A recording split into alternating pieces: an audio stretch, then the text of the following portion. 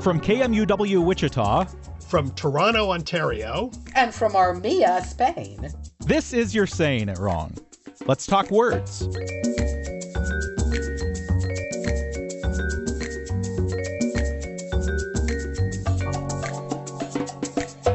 Let's talk about our founding fathers and their atrocious grammar.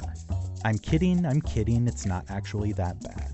I'm Fletcher Powell, host and producer at KMUW in Wichita, Kansas, and joining me, as they do each week, language experts and New York Times best-selling authors Kathy Petrus and Ross Petrus.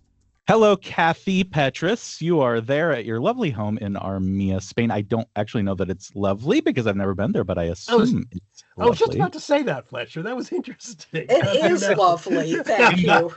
In the little rectangle that I can see with all of your pictures on the wall, everything looks lovely. Ross, apparently you live just amongst books. That's all you have in your rectangle. That's true, Fletcher. I have way too many books. But I don't really think there can be too many books personally. But you can see I live by that dictum. So okay, here we are a few days after July 4th. But we wanted to talk a little bit about that important document for Americans, the Declaration of Independence. And as far as we all know, it's a perfect document, right? There's nothing. Very good, Fletcher. Very good. Yeah, we're following. We're going to discuss it basically in terms of the Chicago Manual of Style, which is sort of the go-to for good English in terms of writing. And we noted that maybe it didn't really follow it that well, and maybe it's because the Chicago Manual of Style hadn't been printed yet. Oh, Ross, actually, if I can interject, there wasn't even a Chicago yet. Or in Illinois. Even more so. So we're going to forgive Thomas Jefferson for some of these lapses. I suppose. Must we, Ross? But no, we're going to act as Thomas Jefferson's copy editors here and tell him, if he were listening, Tom, listen, that there's a few issues we do have. We're going to take a look at the opening of the Declaration of Independence, and you're going to be in the role of Thomas Jefferson's copy editor. Okay. Okay. So 4 and 2. Oh, wait a minute. That's not right. When in the course of human events it becomes necessary for one people to dissolve the political bonds which have connected them with another, and to assume among the powers of the earth the separate and equal station to which the laws of nature and of nature's God entitle them, a decent respect to the opinions of mankind requires that they should declare the causes which impel them to the separation. I don't think that was written to be read out loud. No, it's not. I think you did a good job, though. Thank you. You did a good job. I actually do. I actually got I thought it was good, Fletcher. Oh, well, thank you very much. I see lots of witches that could be that's. Fletcher, you win the Chicago Manual of Style Award of the Year. That's a really good one. Okay, exactly. Why? That's one of the most important things that we noted as a mistake. Do you want to tell us a little bit about which and that's, Fletcher? Right. So one is what are they called? Some kind of clause? Restrictive clauses. Restrictive clause. There we go. Yes. And a non-restrictive clause or unrestrictive. I don't know. A which regular way that clause. Goes. Yeah. So, when we're talking about which, we're talking about. Oh, we could take it out, right? We could basically take it out and it wouldn't change anything. Precisely. Yep. Which you use when it's non-essential information added to the sentence. And that kind of makes a difference here because, so for example, he says it becomes necessary for one people to dissolve the political bonds which have connected them with another. If we take out the which have connected them with another, then they're just dissolving political bonds. Yeah. Just for or the fun bands, as the case may be. Yeah, we had a typo Sorry. there. Thomas Jefferson didn't do it. Yeah, that's true. They should declare the causes which impel them to the separation, the other one. That the causes are, there's a real reason for this. Those are those causes which impel them to do this. So in both cases, it should be that. Now, again, to be fair, as we mentioned, there was no Chicago Manual of Style back then. And interestingly enough, this distinction was fairly recent.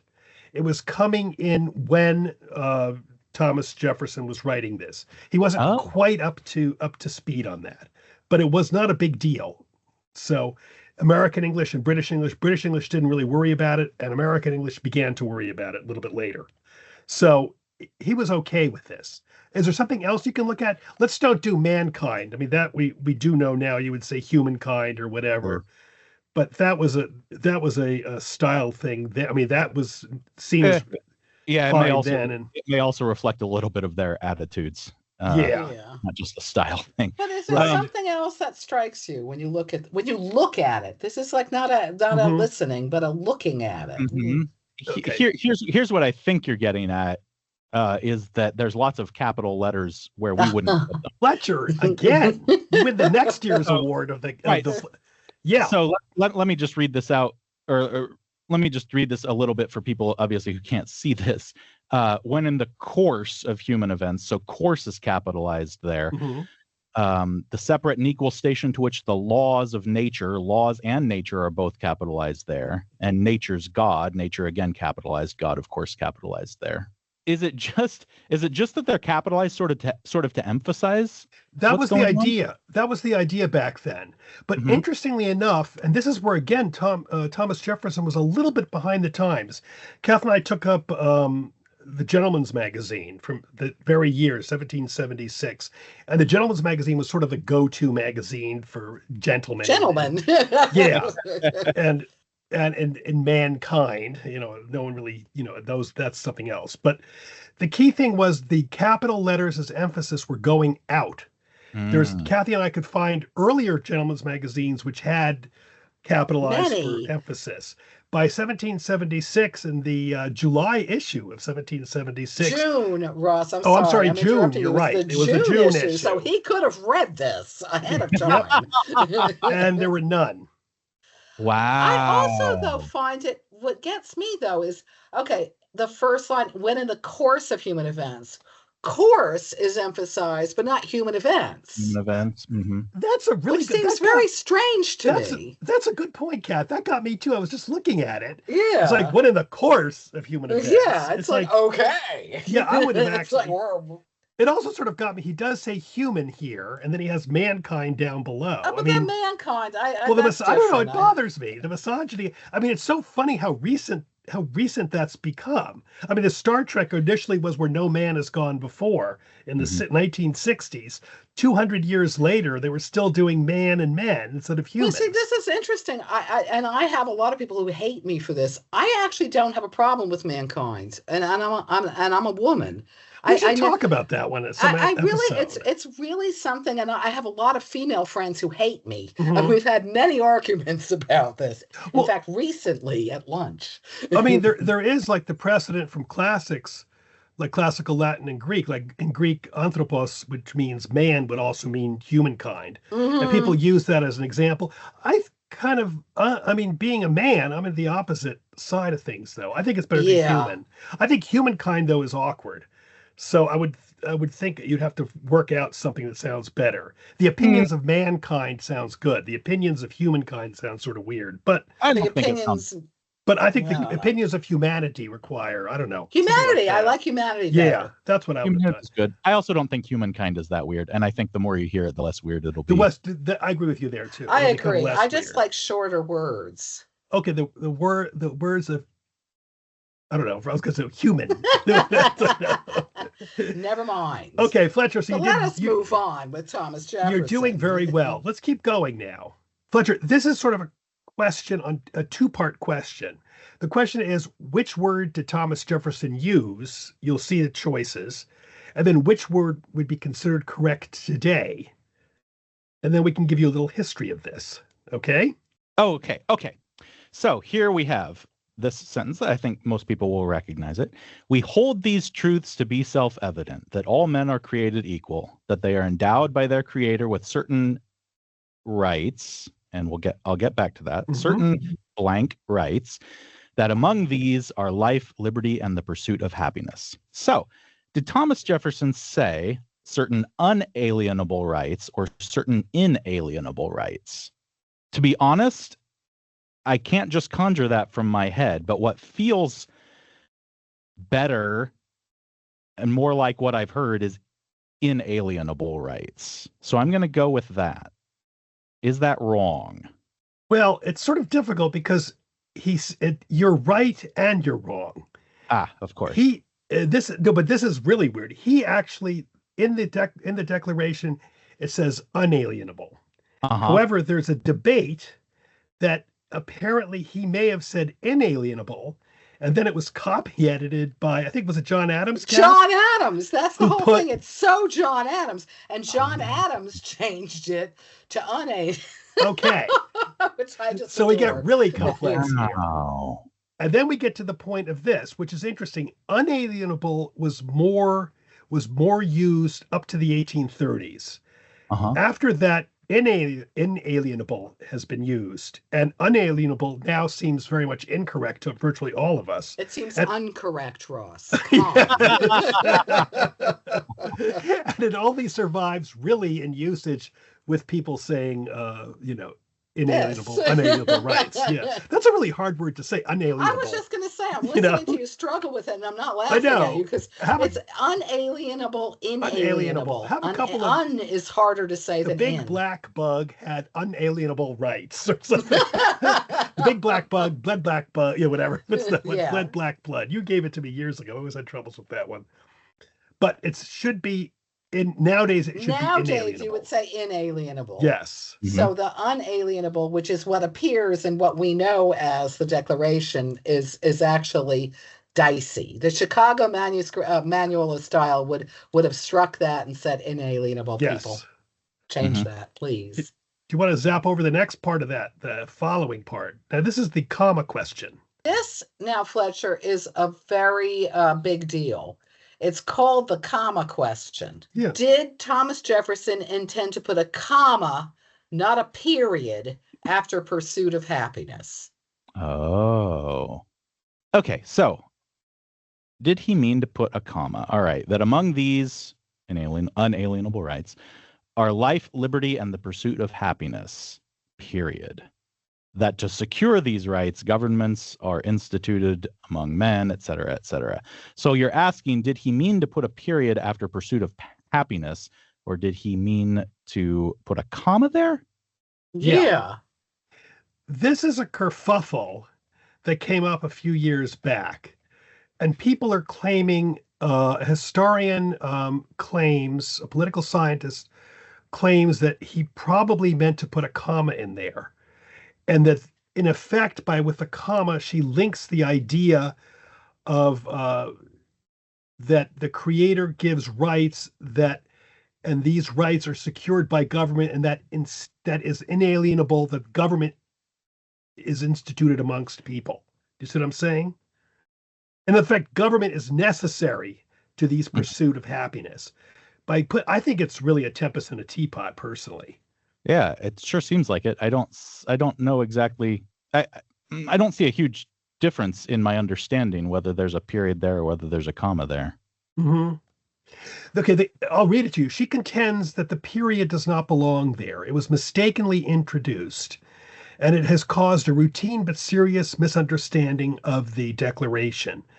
The historian argues that the truths that we hold as self-evident, that we possess certain natural rights, extend beyond individual rights to the idea that governments are the mean to collectively realize and protect them. I don't think it's a big deal. What do you guys think? I don't think it's a big deal at all.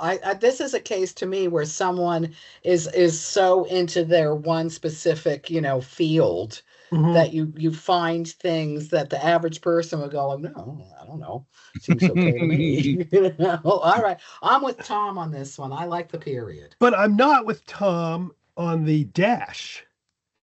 So I like dashes. So there's a dash after life, liberty, and the pursuit of happiness, period, and then a dash. Okay, actually, that's a dash. The dashes are in front of each thing.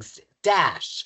that to secure sort of these like rights, bullets. blah, blah, blah, blah. Yeah. That whenever. Actually, I have no problem with them at all. I think it's very snappy. I think it is too. It would not be done. It's not done according to the Chicago manual of style, but I like it too, actually. When I look at it, I think you're right, Kath. Bang, bang, bang. Yeah.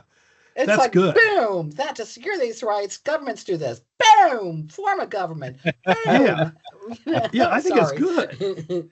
Actually, not to be a real pedant here, but I was just looking up what the professor said, and the argument is from another professor, talking about it. And he goes, I don't want to soft pedal this, and soft pedal is spelled Peddle. Oh, wow. Well, then we cannot trust this individual at all. It's my students would be surprised to see me soft pedal Peddle errors in grammar or transcription. I'm not going to say the name. I think it's just a typo. Irony alert! It's like not putting on the hard sell. You're just soft pedaling. Oh my heavens, that's actually pretty pathetic, isn't it? I like it. I don't know. It's sad. I mean, it might have been autocorrects. I mean, come on. Yeah, no, nice. Of course. It could be. I mean, that would make sense. I don't think so. Sorry. One minor point. There are a number of haths in here. Mm-hmm. And that was also beginning to go out. Thomas Jefferson was a little bit slow on the take on that. People were starting to say has now. And Kathleen, I think if you want to get the kids involved, don't say hath. Say has. He who useth hath loseth the kids. Yes. It actually started in about 1750. Yeah. Hath started fading out. So which is funny because I would have thought hath. When you're a kid and you do your fake stuff and you try to make it look old and you always did hath and thou and stuff. I would have thought it lasted a longer time. I wouldn't have thought 1750 it fading. I would have gone the other way. I would have thought it faded out a lot earlier. That's what I was interesting. Yeah, really? I so too. Yeah. Oh, I don't know. Interesting. This is from the Constitution, as you'll see.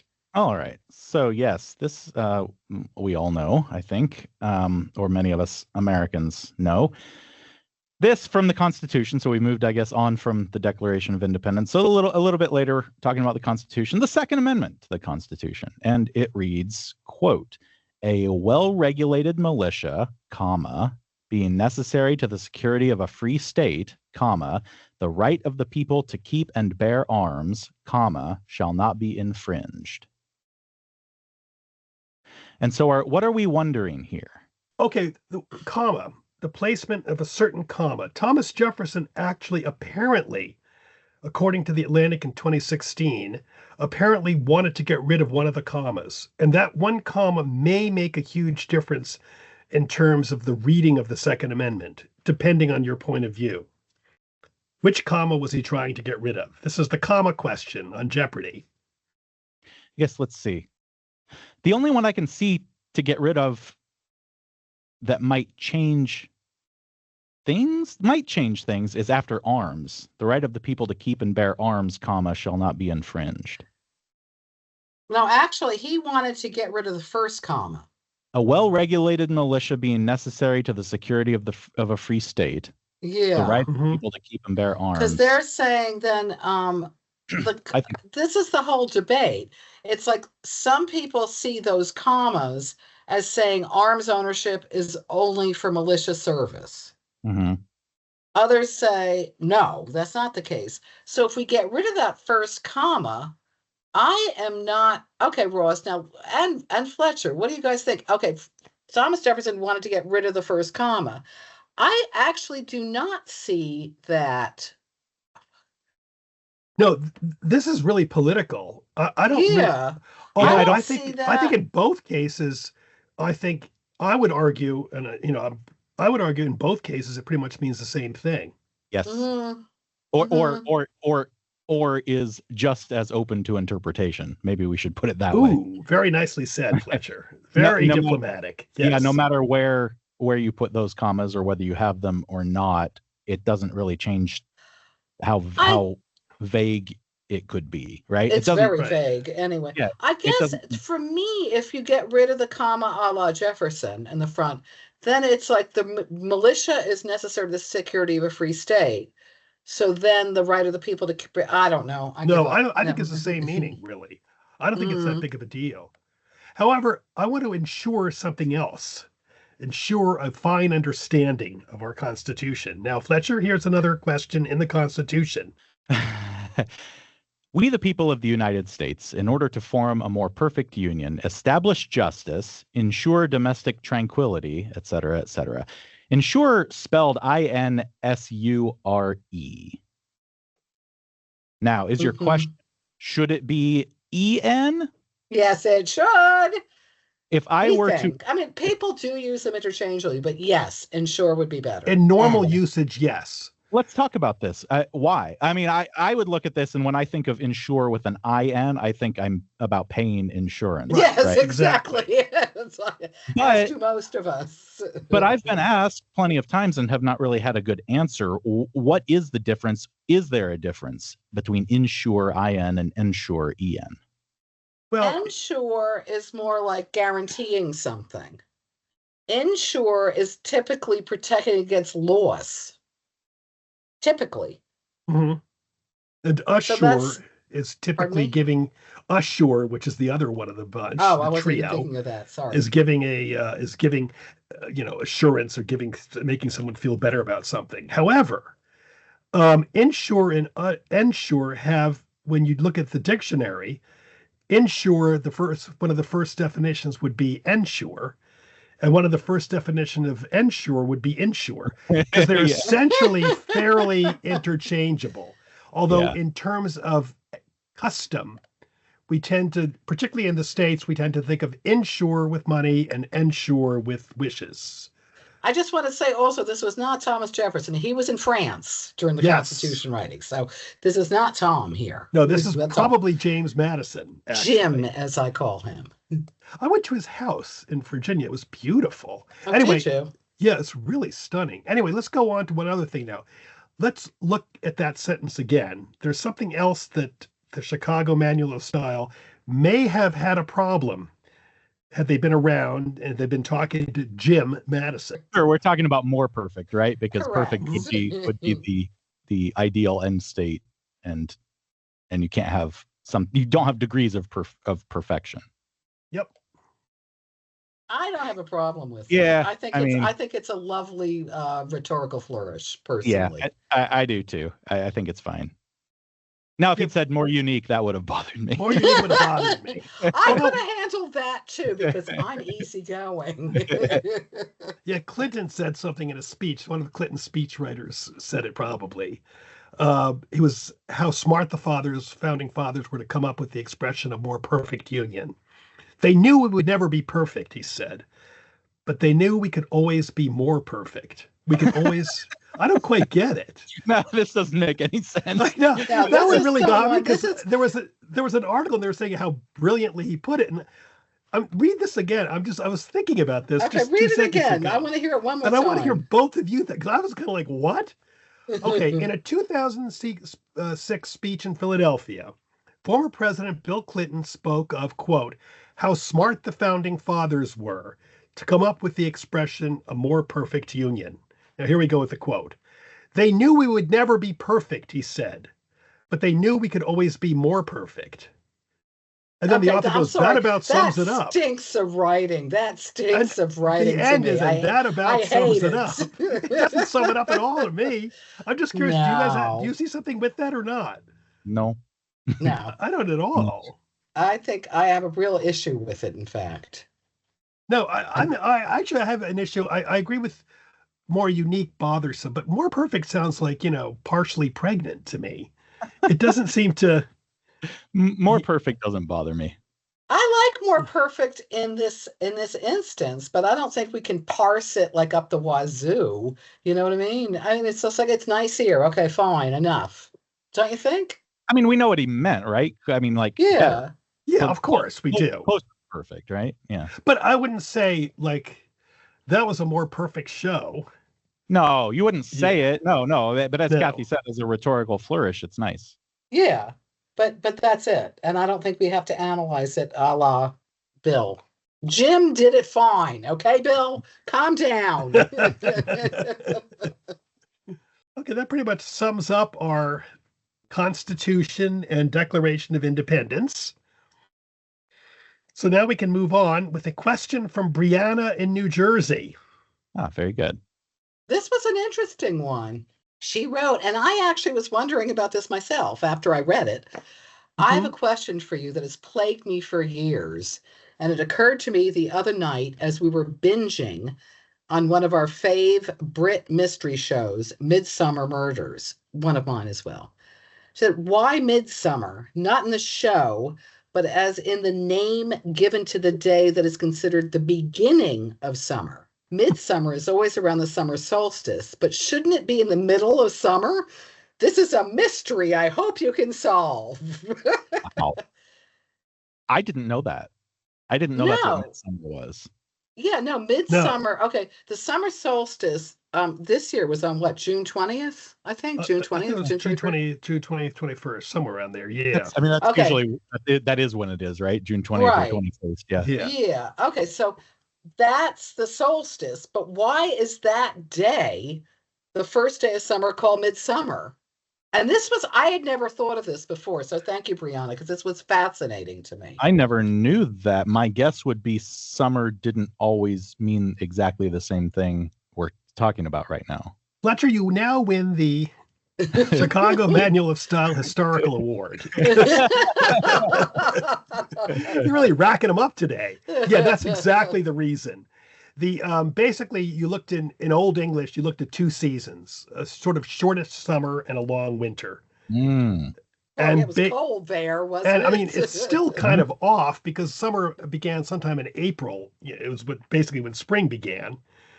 And in effect, the solstice, which is the longest day, comes in June. So it's like not really in the middle, but kind of nearer the middle than it was before. That's basically what happened. But it still bothers me to some degree. It's still really confusing to me because I mean, I agree with you. So, okay, you've got two seasons.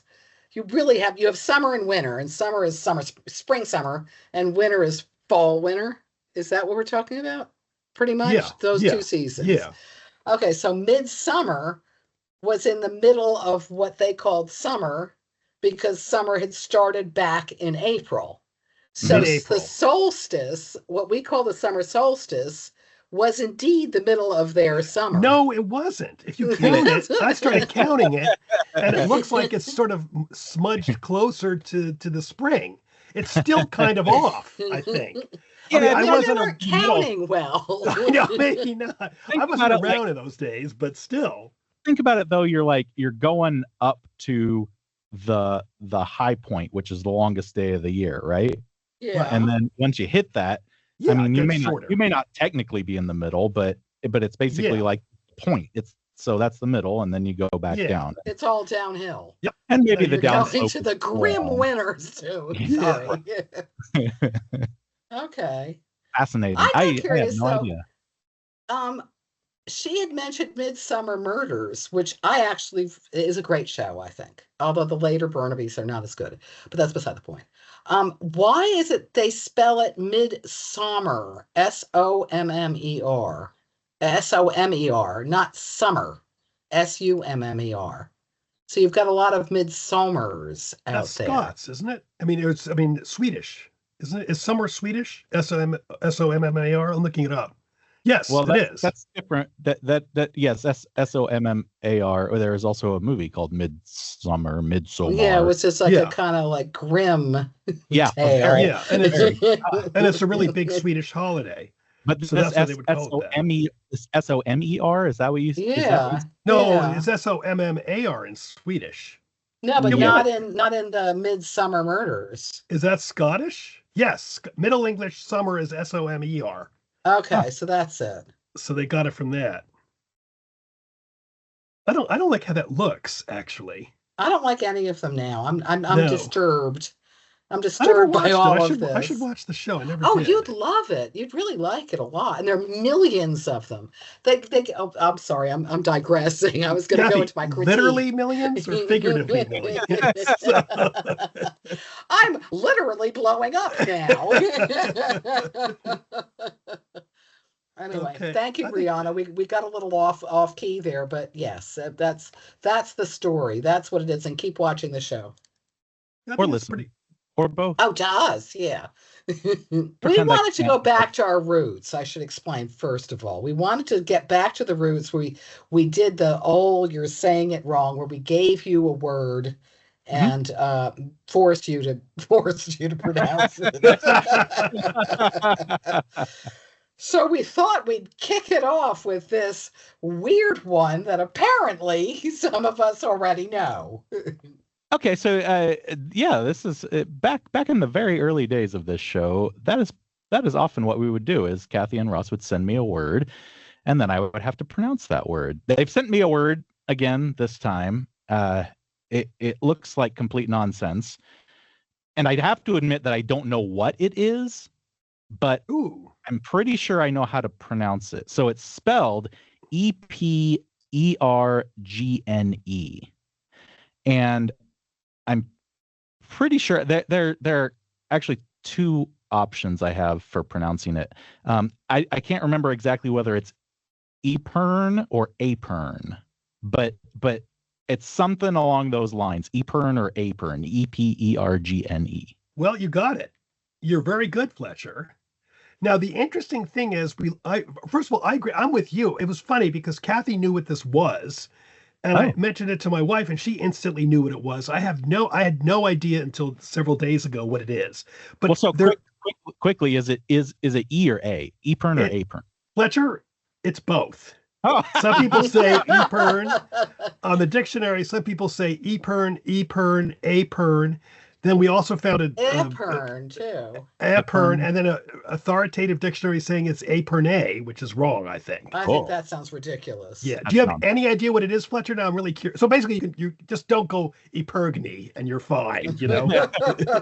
No, if you made me guess, I'd say it was something you like wear, or it has something to do with some kind of fashion-y thing. Well, Fletcher, if you're going to wear a table centerpiece made of silver, you're right.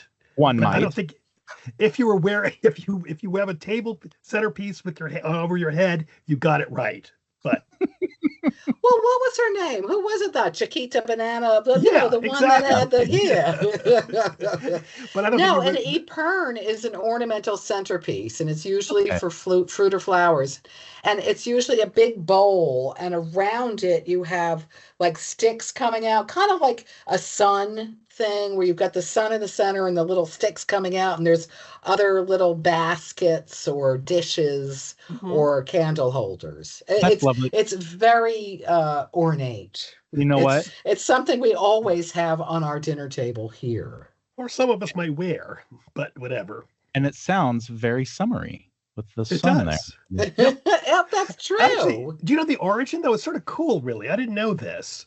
In French, it's épargne, which is saving. And the idea is the dinner guests are saved the trouble of passing dishes because you can just sort of reach in the center and grab something out of it. Do you see what I'm saying? So it's kind of like a classy Lazy Susan that doesn't spin. It's a French classy Lazy Susan. Yeah, it is. Yeah. I like the fact that they say now it can be used for chips, dips, or other finger foods. I think that's pretty cool. Yeah. I need an Epern. Although Epern doesn't go with chips, really. In this sense. But you could have your crudité. That sounds really good. Yeah, you're right. That's good. You're right. A crudité with the Epern. Ranch, like a nice little onion dip, a couple of ruffled potato chips. Yeah, think about it though, right? You could either have your baby carrots and broccoli on your Lazy Susan, or you could have your crudité on your Epern. Sure, you got it. That's perfect. There's an article here for some sort of a food magazine, I think.